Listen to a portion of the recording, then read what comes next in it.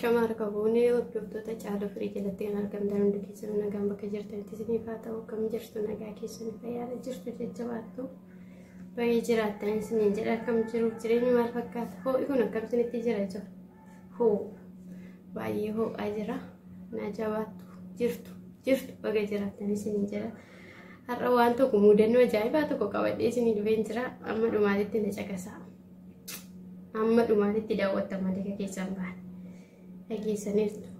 Amma kallattiidhumaan kana mudannichaatti isin dabarsa dhaggeeffadhaa. Ishee mana barumsaatii baatee gabaa harmee keetii deemtee achi booddee maaltu si mudatame? Waan si mudate tokko tokko nuuf ibsi. Mudannoo kee dhaga'uudhaaf ariifachaan jira garuu mee dafii nu ibsi.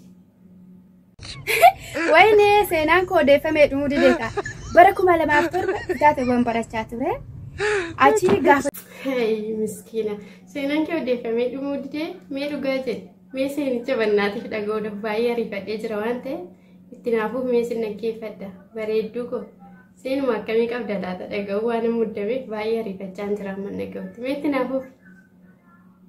Mana barumsaati bee guyyaa wixatadha gabaa harmee kootii dhaquu deema. Nuti ergamna akka ijoolleetti gizee kanaa godoloo miti.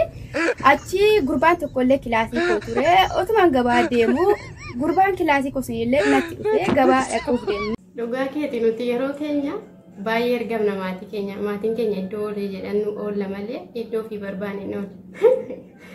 Ijoolleen bara kanaa garuu isa meesumarraa dhageenya. Daandiin keenya immoo caakkaa keessa ni oofu. Otum deemnu caakkaa baay'ee keessa geenye. Wayyoo daandiin keessan caakkaa keessa nama oofaa? Achi booddee hubannaatis caakkaa keessa si geesse maal siin jedhere? Wayyoo gudiidha. Otum deemnu caakkaa baay'ee keessa geenye. Kottu shaayii dhugna biree naan jedhe. Indi shaayii caakkaa kana keessa jiraan jedheen shaayii moo baay'een jaaladha isa dhugaa rabbeetti. Beektu moo shaayii mi'aa baay'ee jira naan jedhe. Dhugumas yeroo shaayii dhugadee caakkicha keessa dhaqu.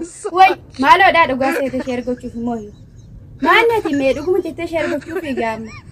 Wayne maanni qalbiin beektanii baasii dhugaa rabbi.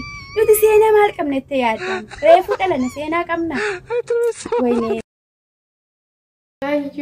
Wayyoo wanti haasaa turte kun hundi isaa qoosadha.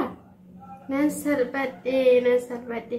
Ani kunoo viidiyoo kee gadi buufadhee fuudhee kunoo FB irra YouTube irra TikTok irra iddoo hundatti sheerii godheen ka'e kunoo dhuma isaan dhaggeeffanne numa gudiin ta'e. Wayyoo gudiin ta'e ani dhuguma kee haasofta siireessii taatee haasofte akkuma waan dhugaa haasoftuuti. Maalati namni akkana way safuudha ijoollee bara kanaatiif. Waan sobaatis dhugaa fakkeessitanii haasoftu maaloo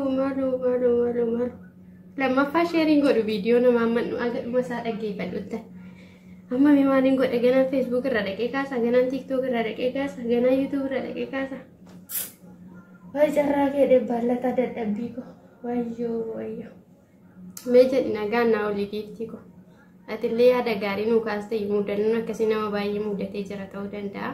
Mudannoo keenya ibsuu keetiif dhugaa fakkeessitee subhaanillee nu ibsuu keetiif guddaa galatoomi nagaan ture.